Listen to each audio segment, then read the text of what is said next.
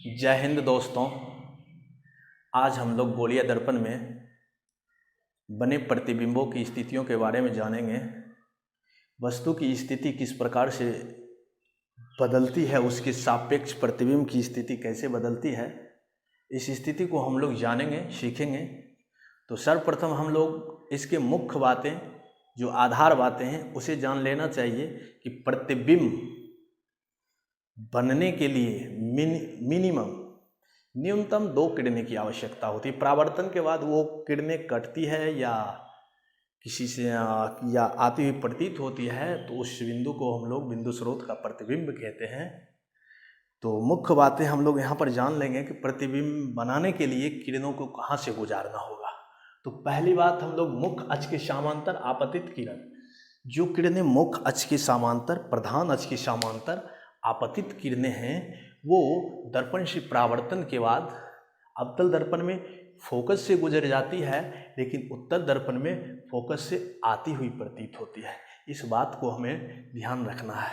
Focus की दिशा में आपतित किरण, जब किरणें फोकस की दिशा में आती है तो परावर्तन के बाद वह प्रधान अक्ष के समांतर गुजर जाती है।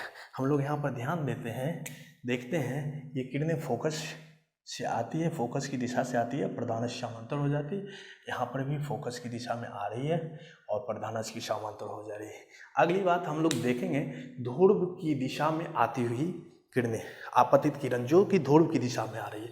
तो ध्रुव की दिशा में आती हुई किरणें परावर्तन के नियम से जितने कोण पर ये आपतित होती है उतने ही कोण पर ये परावर्तित हो जाती है। तो ये इधर से किरण आई और इधर डाइवर्ट हो गई, ऐसे। तो अब हम लोग अवतल दर्पण में बने प्रतिबिंबों की स्थिति के विषय में चर्चा करेंगे और यह आसानी से हम लोग जानेंगे। यह बहुत ही आसान है। हम लोगों को करना सिर्फ इतना है कि जहाँ वस्तु की स्थिति में फोकस बोला जाएगा वहाँ हम लोग अनंत लिख देंगे, बता देंगे, और जहाँ अनंत बोला जाएगा वहाँ हम लोग फोकस बता देंगे।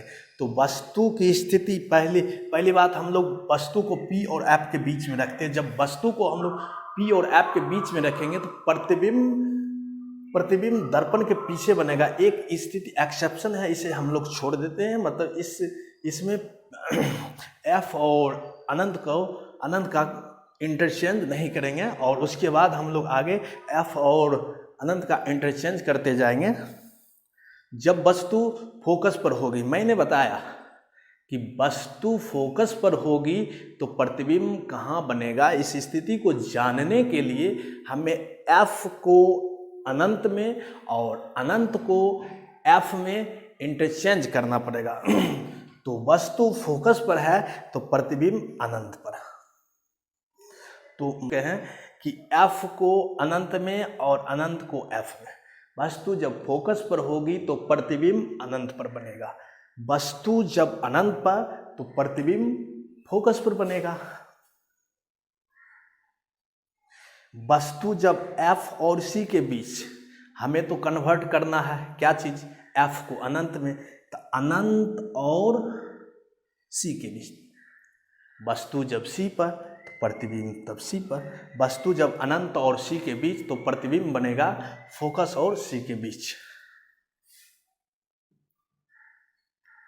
प्रतिबिंब की स्थितियों को याद रखना बहुत ही आसान है।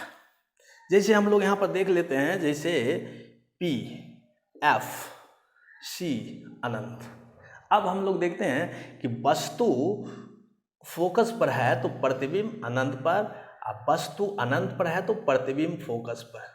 2 स्थितियां हमें आसानी से याद होगी। वस्तु इसके बीच तो प्रतिबिंब इसके बीच, वस्तु इसके बीच तो प्रतिबिंब इसके बीच। वस्तु C पर तो प्रतिबिंब C पर, वस्तु यहाँ तो प्रतिबिंब दर्पण के पीछे। ये अवतल दर्पण की स्थितियां हैं। तो पहली बात हम लोग यहाँ पर देखेंगे कि वस्तु अवतल दर्पण के फोकस और ध्रुव के बीच रखी हुई है, तो प्रतिबिंब कहाँ बनेगा। ध्रुव और फोकस के बीच जब वस्तु है तो प्रतिबिंब दर्पण के पीछे बनता है। हम लोग प्रतिबिंब बनाने के लिए एक समांतर किरण, प्रधान अक्ष की समांतर किरण खींचते हैं, जो कि डाइवर्ट होकर फोकस से निकल जाती है, दूसरी जो कि टकराकर पुनः उसी रास्ते पर लौट जाती है, और हमें लगता है कि ये 2 किरणें इस बिंदु से आ रही है। तो यहाँ पर ये प्रतिबिंब बनता है ए बी वस्तु का ए डैश बी डैश प्रतिबिंब बनता है, जो कि वस्तु की अपेक्षा सीधा है और डॉटेड लाइन से दिखाया गया दर्पण के पीछे प्रकाश किरणें प्रतिबिंब काल्पनिक सीधा और वस्तु से आवर्धित दर्पण के पीछे बनेगा। जब वस्तु फोकस पर है, हम लोगों ने पहले ही जान चुका है कि वस्तु फोकस पर हो तो प्रतिबिंब अनंत पर बनेगा। तो वस्तु फोकस पर है, एक किरण प्रधान अक्ष के समांतर गई और यह डाइवर्ट होकर फोकस से गुजर गई। परावर्तन के बाद दूसरी किरण को सी के सामने से गुजारे हैं और वह रिटर्न होकर सी के गुजर गई और ये किरणें समांतर हो गई और समांतर किरणें अनंत पर प्रतिच्छेद करती है एक दूसरे को। तो ये प्रतिबिंब अनंत पर नहीं, वास्तविक उल्टा और बहुत ही आवर्धित अनंत पर बनेगा प्रतिबिंब। अगली स्थिति को हम लोग देखें, जब वस्तु F और C के बीच है।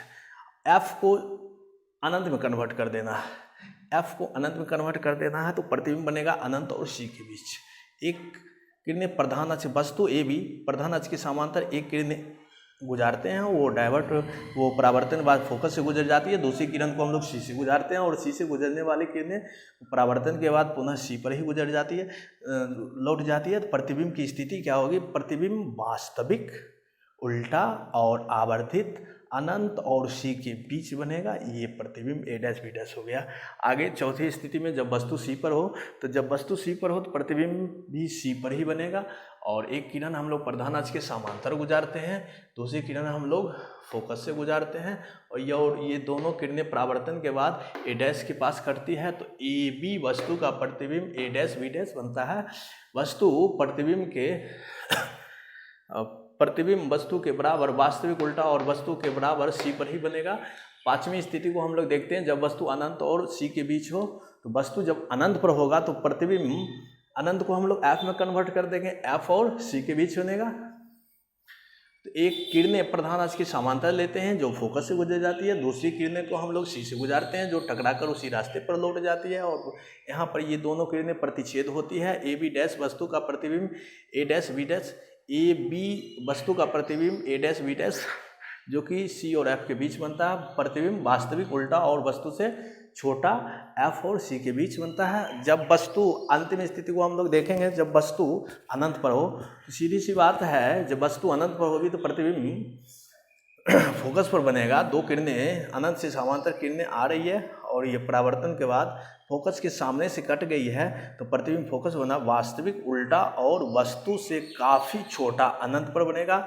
अब हम लोग अगली स्थिति उत्तल दर्पण में बने प्रतिबिंबों के बारे में जानेंगे। उत्तल दर्पण में प्रतिबिंब कैसे बनते हैं, इस विषय वस्तु को हम लोग जानेंगे कि उत्तल दर्पण में प्रतिबिंब को बनाने के लिए उत्तल दर्पण में वस्तु अनंत पर रखा जा सकता है, अनंत और पी के बीच मतलब दर्पण के बीच रखा जा सकता है। तो अनंत पर जब वस्तु होगी तो प्रतिबिंब फोकस पर बनेगा और काल्पनिक बनेगा, सीधा बनेगा, वस्तु से छोटा बनेगा।